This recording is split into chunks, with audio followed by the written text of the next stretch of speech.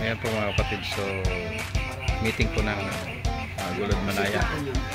2, 4, 6. Anim lang po sila. 7.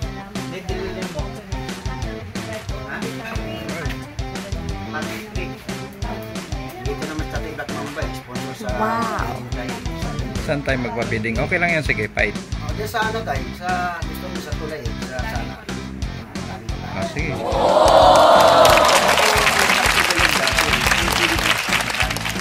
Pwede naman yan. Diba? Nasabi ko sa inyo. Isa ito kasi ako bumanga. May sabay. Diba? Tama naman eh. Wow.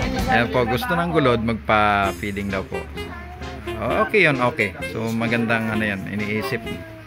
Magandang ano yan, magandang plano. So meron po silang Bagyo.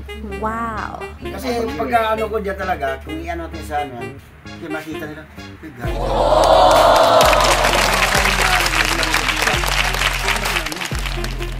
Pwede kami magpa-membro sa inyo.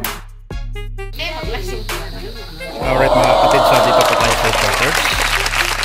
Katapos na mag-monthly meeting natin, no? So nandito yung tropa natin. Wow. Alright. Ayan, nandito yung tropa natin, no? So katapos lang ng ating monthly meeting. Okay mga kapatid. Alright. Si Palakdan. So nandito po sila. Wow.